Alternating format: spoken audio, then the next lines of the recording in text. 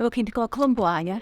Don't worry, we've got you covered. We're going to give you a top things to do in this video. So if you've been watching our previous videos, you know that we've been traveling all across Sri Lanka for a whole month. So today we're going to cover all the best things you can do in Colombo.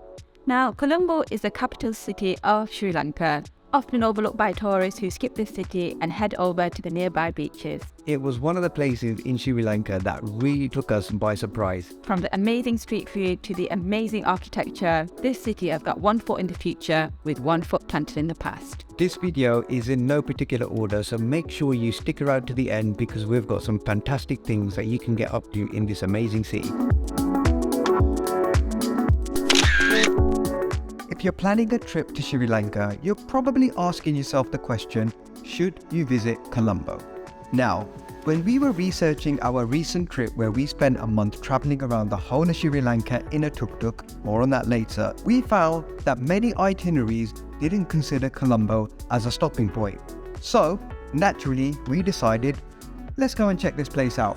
To our surprise, we found that Colombo was like no other capital city. When we think of capital cities, we think of London, New York, Paris, and that generally means rude people, don't have time for tourists, or they don't actually like tourists here. But Colombo was the complete opposite. We met some of the most friendliest locals, some of the most delicious street food, and some amazing things to do. Most people arriving into Sri Lanka will be flying into the international airport that's located in Colombo. You can either spend your first couple of days in this sleepy town and explore the beaches, or you can get your taste of the hustle and bustle here in Sri Lanka and drive 45 minutes straight into the capital city. There's accommodation for all budgets here, from your guest houses, Airbnbs to your international hotel chains. If you want to find out what our best picks were to stay in Colombo and the whole of Sri Lanka, make sure you download our full 14-day itinerary.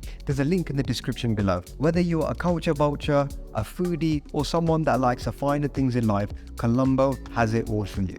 To kick things off, we recommend visiting the Red Mosque, also known as Jamia Al-Khair Masjid. This mosque was built by Indian Muslim traders who visited Colombo on business and needed a place to pray. When you arrive, you can clearly see why it was named the Red Mosque, because the red and white brickwork really stands out from all the other buildings in the local area. The pomegranate-shaped domes and the red bricks are modelled around the pomegranate fruit, the fruit of paradise that's directly mentioned in the Holy Quran. In the Quran, the Holy Quran, in Surah Al-Rahman, you can see there's a verse, فَبِأَيِّ آلَاءِ رَبِّكُمَا تُكَذِّبَانِ. The romance means pomegranate. That's the reason we achieved. Okay, mashallah. Tourists of all backgrounds, religion, faith are welcome here, and there's a special side entrance to the mosque which is clearly labelled for tourists. Every single day, the mosque holds guided tours by one of the imams who explain the architectural significance and the brief history around the mosque. But make sure you visit outside of the prayer times as well as avoid Fridays, because Friday is a holy day. The local people around the mosque can help you out at the prayer times and they'll be able to tell when the best time is to visit. Now, if you're visiting the Red Mosque, why not pop across the road and have some delicious Sri Lankan lunch at Sweet Tomato Restaurant. This place was our first introduction to proper local Sri Lankan food, and I have to say it did not disappoint. Try the rice and curry mix and the biryani rice, and trust me, you will be blown away like we were. It really did set us up for the day, and it's budget friendly. Now, next on the list, we have Pettah Market. This is right around the corner from the Red Mosque, and it is a perfect place to stroll around the afternoon and get a feel of what Colombo markets are really like. This place, I have to say, is crazy. You can buy absolutely anything here. And that's exactly what I love about this market. You can come down the street, buy yourself a phone cover, a spare plug, replacement light bulbs and some brooms all in one street. One of the things that we absolutely loved about this place was the street vendors selling all kinds of different fruit. And it's a nice little snack to keep you going between lunch and dinner.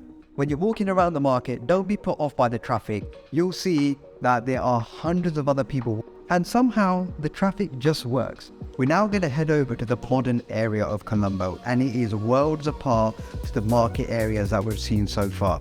We're heading over to Port City. Port City is dubbed to be the up-and-coming economic free zone of Sri Lanka. Here, the Sri Lankan government want to promote international trade, attract international investors who can run their businesses tax-free. Walk across the promenade over to Port City Bridge and take in the views of the coconut tree-lined streets. With the breeze coming in from the sea, you'll find a lot of locals taking their evening jog along the promenade. So if you're up for going for a run, this is the perfect place. Right next door, you've got the beach, which is definitely worth checking out. It's not really like the other beaches across the south coast of Sri Lanka, but it is definitely worth checking out. Another top thing to do is right across the road from the beach, and that is one Galle Mall. Just like any other mall across Asia, you have everything here, from luxury brands, boutique stores to high street clothing stores, so there's something for all budgets. One thing that we really loved about this place was the food court that's based downstairs. It was here where we found out that all the international food restaurants like McDonald's, Burger King are actually halal, excluding Domino's. So if you're like us and you only eat halal food, definitely take the opportunity to have a Burger King or a McDonald's here. If street food is more your thing, then this last place is definitely one not to miss. Right around the corner from Pettah Market, you have Abdul Hameed Street. And after 6:30 to 7 o'clock in the evening, this place comes alive. The street is lined with all kinds of street food, from barbecues, sandwiches, burgers, you name it, so you can take your fill, and they're at truly local prices.